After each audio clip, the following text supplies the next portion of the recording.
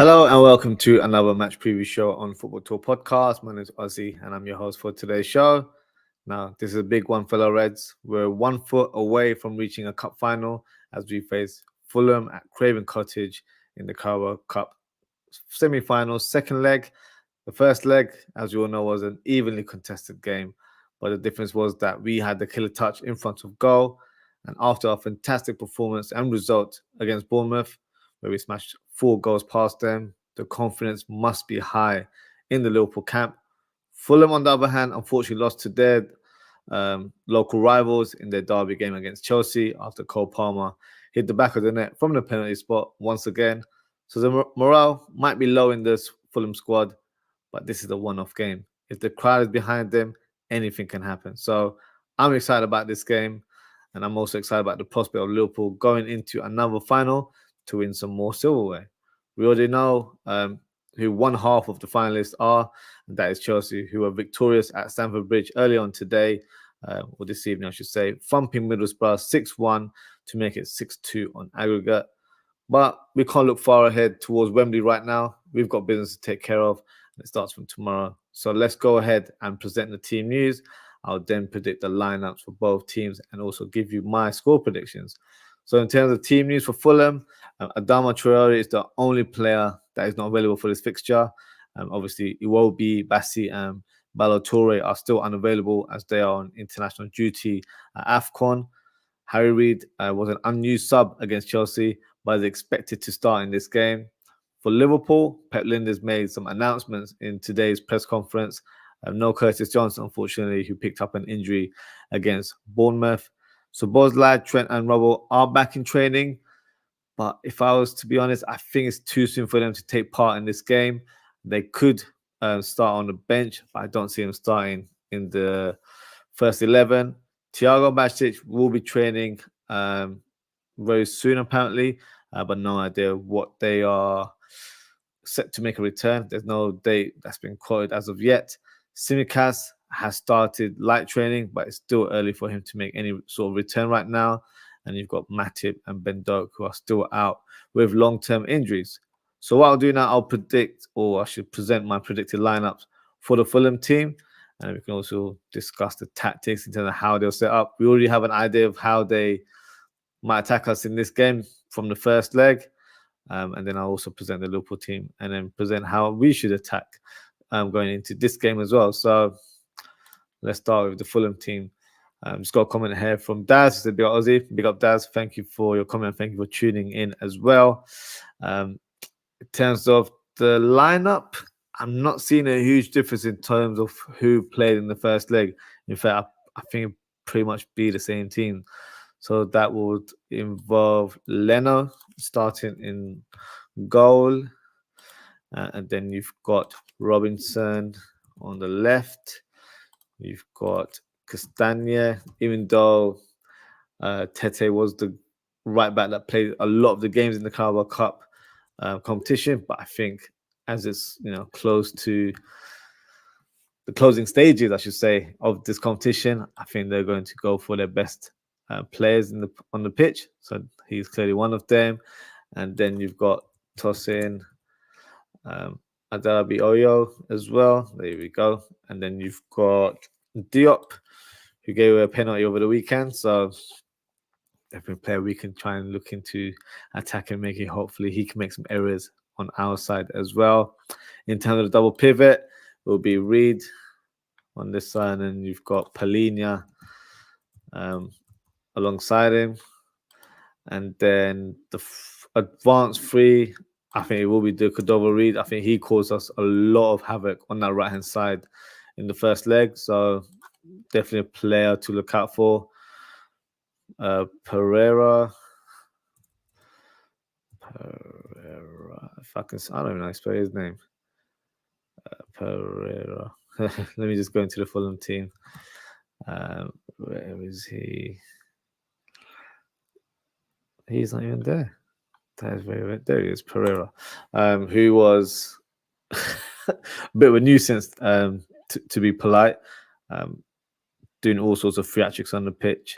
Should have saved that for theatre school because it was quite embarrassing to witness. But Yeah, he's one of the players. He presses well. Definitely leads the midfield in good attacking positions, but yeah, doesn't have a good skill set on him at times. If I'm being honest, the way he was diving around was just quite embarrassing to witness. And then we've got Willian, who turns up as Ronaldinho whenever he faces Liverpool. So yeah, definitely one to look out for there. And I'm expecting Jimenez to start unless there's any issues with him. But I'm expecting him to start in this fixture as well. So pretty much the same team as the first leg, isn't it? So I mentioned a few players already. So the Cordova Reed on that right hand side, very influential in the first one. He had that moment in the second half where I think he should have squared it and he ended up taking a shot. I said it at the time as well in my match reaction that could be costly for them. So he's probably got that in the back of his mind and probably try to resurrect or try to make up for that error there or misjudgment, I should say. So he'll be up for in this one. Pereira, as I mentioned, a player that very good in terms of high pressing. So one to kind of keep an eye on in terms of the centre backs, where when they have the ball, not to get too close to him, release the ball as quickly as possible around the pitch. And then you've got Willian. He turns up as Ronaldinho, as I mentioned earlier on. So, yeah, he always has a good game. And he's not always on that left-hand side. He seems to like pop around in some of these areas. And then you end up seeing Pereira there. So even the goal that they scored, he was in this kind of area. So he's someone to look forward to because I feel like he will have a free role in this team. And Duke will hold that byline. So you have these guys interchanging and supporting Jimenez as well. Jimenez, for me, wasn't as involved in the last game, but he's more than capable of producing a moment of brilliance. He has a physical presence up top as well. So when it comes to aerial challenges, he's definitely up there.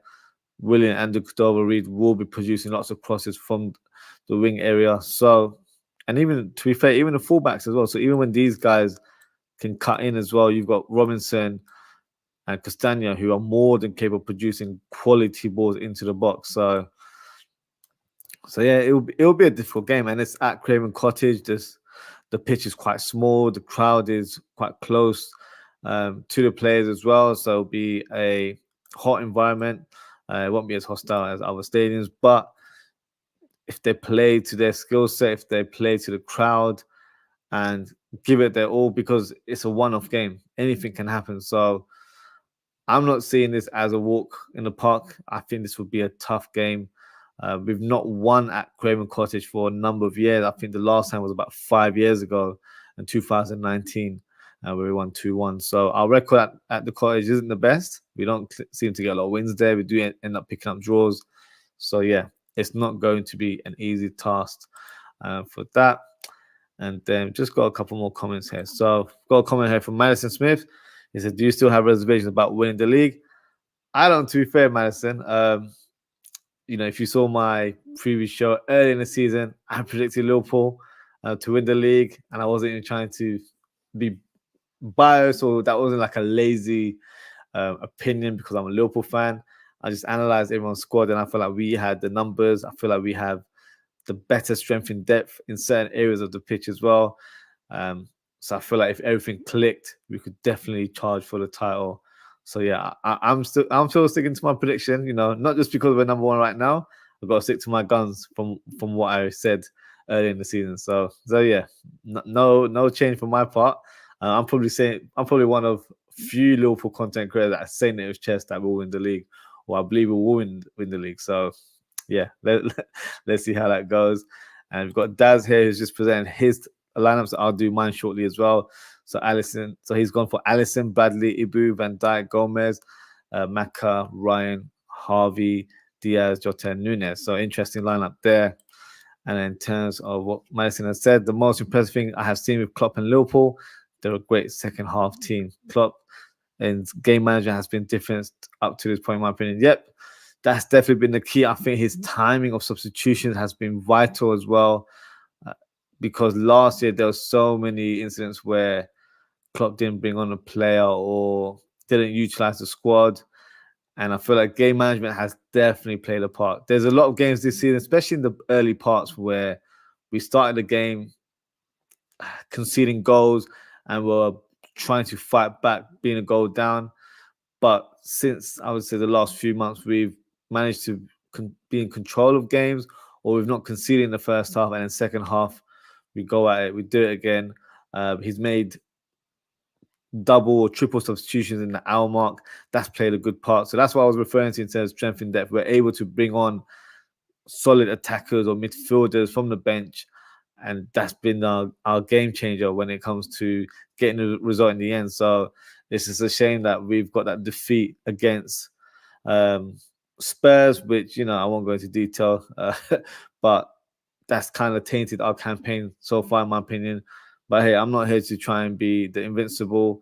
I want us to win the league. So I feel like we have a great chance.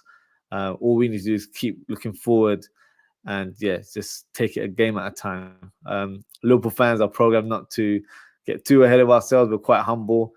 Some fans may disagree and say Liverpool are unbearable. Liverpool fans are unbearable at times.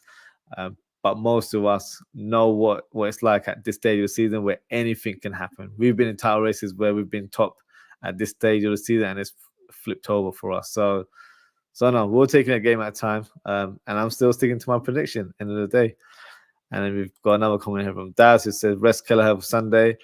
Yeah, that'll be my thinking as well. So let's do my lineup as well. So I'll remove this graphic and I'll present the Liverpool formation, and I'll go into detail for that as well. So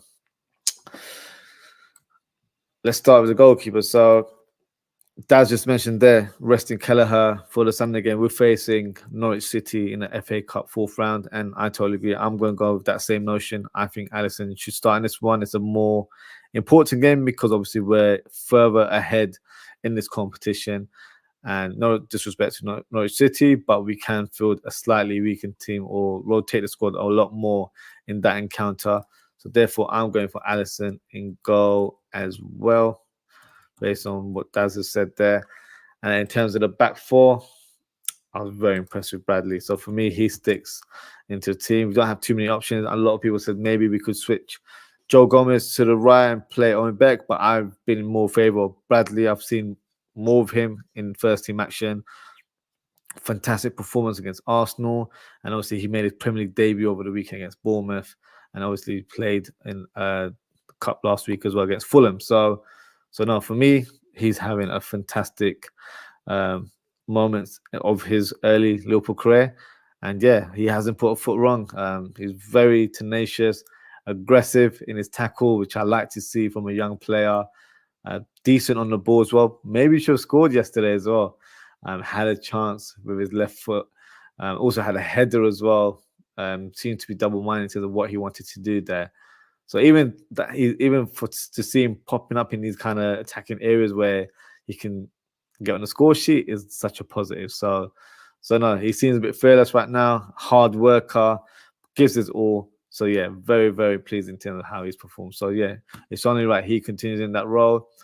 As I mentioned, Trent is back in training right now, but it's too soon for me to play him in this fixture. Even if he was fit, I'd probably choose to rest him if I'm being brutally honest. So I'm still going with Conor Bradley.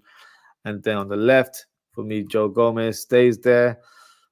Big debate amongst Liverpool fans is that when Robertson comes back, because he has started training now, does Robertson go back into his left-back spot, and do we switch over Joe Gomez on the right because Trent isn't available at this stage? For me, Joe Gomez stays in the team. And that's probably like a wild statement, but why should we take him out of the firing line? He's been phenomenal for us this season, whether it's left-back or right-back. So for me, if Joe Gomez is available for left-back role, that's where he's going to play. So Robertson will probably have to buy this time. And to be fair, it's not a bad thing. It's not disrespect to Robertson. Robertson's just come back from a very long-term injury where it's a dislocated shoulder. It's taken 13 weeks to recover. So you don't want to rush someone so soon into first-team action. And even when they do start playing games, you've got to manage it as well at the same time. So Joe Gomez is in peak condition right now, playing with great confidence. I'm praying, I'm hoping that he breaks that deadlock this season So for me, he stays in the team. There's no way he should just be displaced because a first teamer has returned to fitness. So for me, Joe Gomez stays in this lineup. And then in terms of the centre back positions, captain has to start in this team. So it's Van Dijk and who partners him. So I think when I did the formation of the match preview last week for the Bournemouth game, I was saying that maybe Kwanzaa will start in this one because I wanted Konate to continue his form in the Premier League. But knowing that we're playing Norwich City this weekend on Sunday, I prefer to see Konate in this one, where because he's in such great form, I would want to play our best team and allow us to reach that final. And then on Sunday, he can be rested for that. We can play Kwanzaa and we can play other players in the lineup as well. So I'm going for Konate alongside Van Dijk. In terms of our midfield, we don't have a lot of number 6 options, to be fair. So it can only be McAllister right now. Endo is playing for Japan on Thursday. So I think it's a crucial game. So if they win, they are progressing. If they lose, I think they're knocked out. So one eye on that. Obviously, I don't want him to lose, but I'm just saying it's awareness for us that if Japan aren't able to progress into their competition, then we'll have Endo back possibly for the Chelsea game. So just, one eye to keep out for in terms of Endo's return there. Obviously, Mohamed Salah is still injured. I believe he will be traveling to Liverpool very soon. I saw highlights of the Egypt game and he was still in the crowd supporting his teammates and his team. So good to see that. But yeah, he'll probably return to Liverpool very soon. The injury was actually worse than what I expected. I'm quite, disappointed by the reaction from Egyptian fans and also rival fans. But rival fans, you can't really listen to them too hard. But like fellow African fans, where they were like, "Oh, you can't really hold him in high regards. Like if he really loved his country, he should stay and participate in AFCON." Look, he's injured.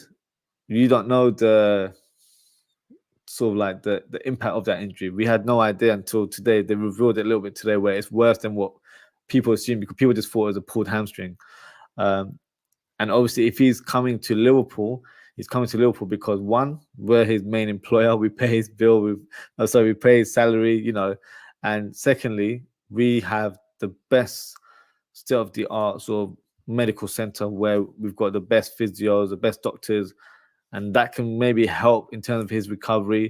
And Klopp has said it in the press conference that if he's fit in time for the final, and if Egypt reach the final and Salah's fit, he's welcome to go and participate in the cup final. So for me, that's not him shutting down Egypt in terms of his participation. He wants to recover as soon as possible and help both teams. And in fact, probably eyeing Egypt in terms of hoping they reach the final so he can play a hand. And if some fans are taking it that, oh, you're faking the injury or you don't want to risk it and you only want to participate in the final, yeah, have a look yourself in the mirror. That's just a ridiculous way of looking at it.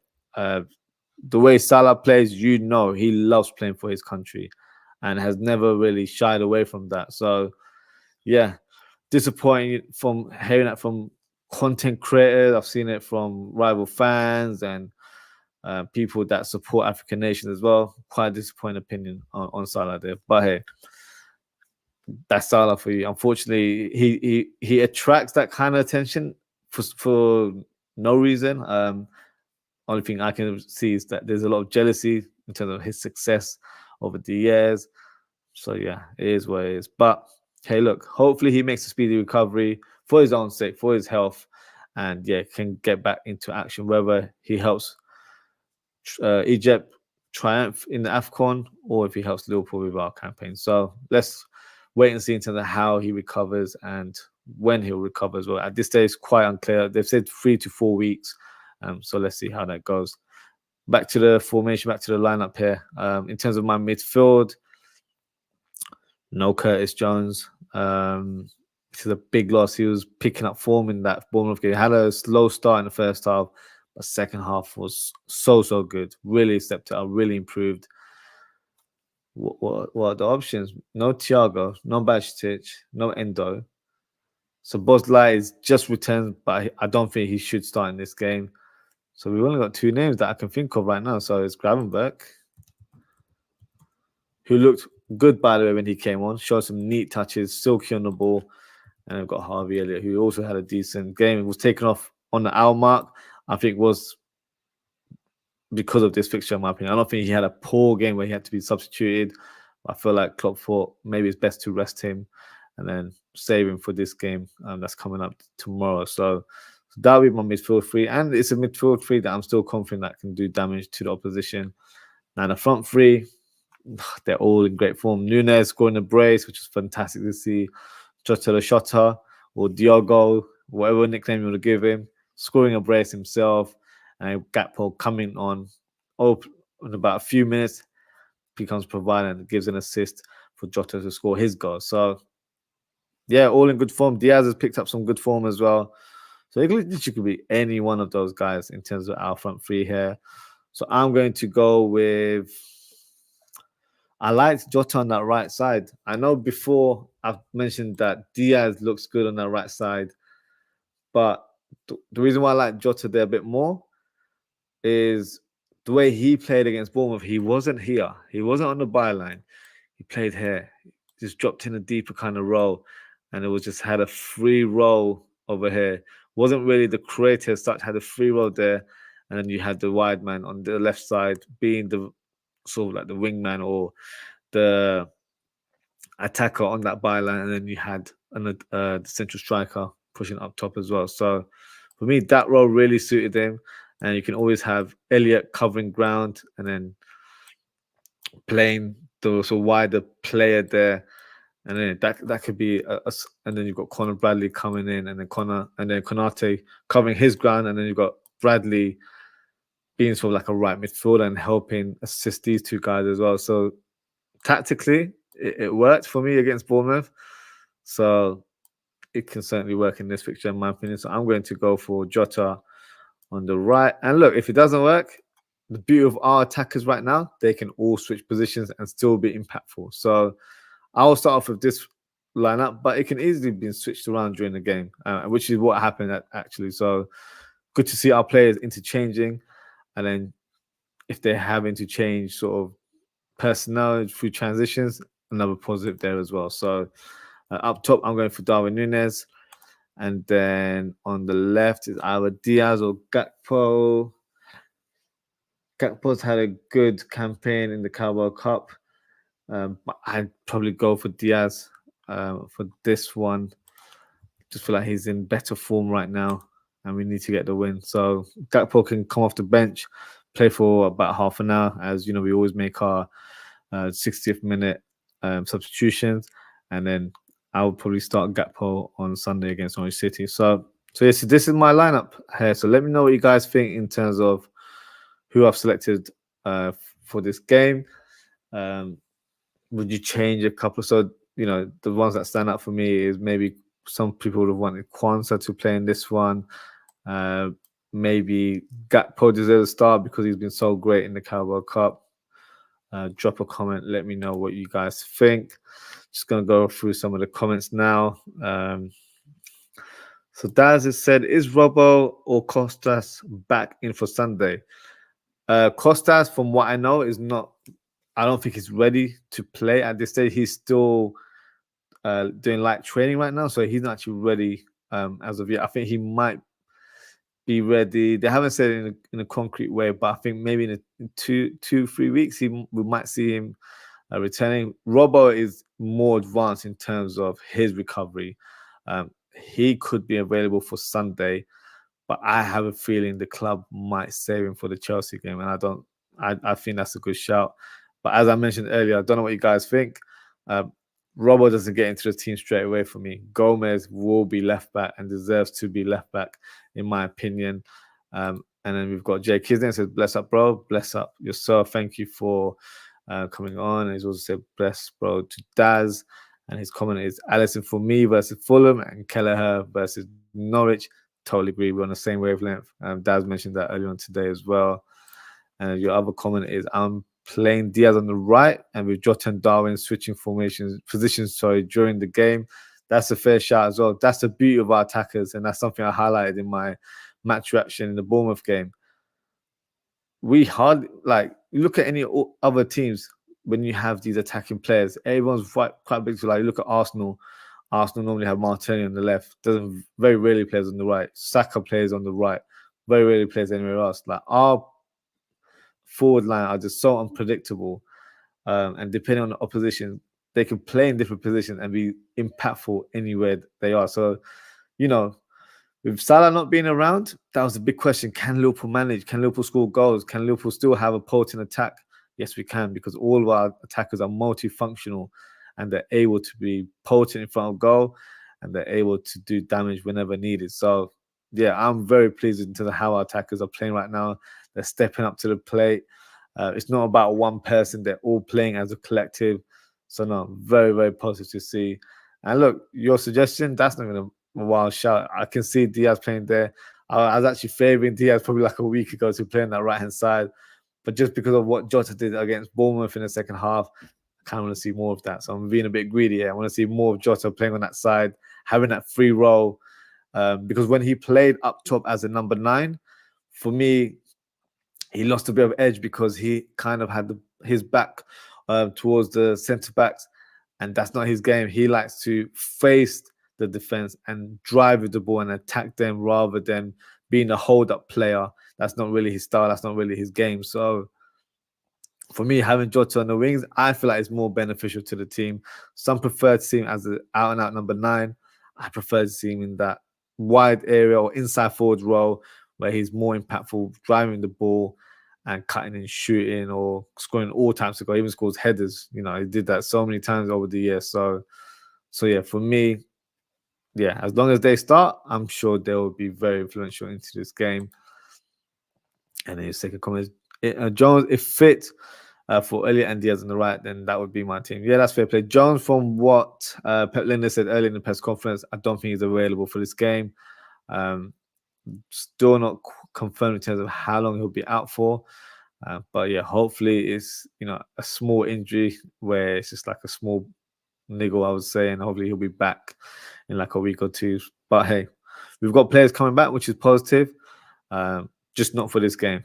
We have to kind of manage our players correctly, and I'm sure that we'll be seeing a full force Liverpool team in the next 2 to 3 weeks. So yeah, positive. Obviously, Salah and Endo will be coming back as well. So yeah, hopefully that happens in the near future. It's got another comment here from Jay Kidden. Said, bro, would you be willing to come on other shows? You speak well, and other LFC, I think you said LFC fans should hear about your channel. Yeah, so definitely that's something in the pipeline. So I've had quite a few fellow Liverpool content creators on my show. I've made appearances on other shows as well.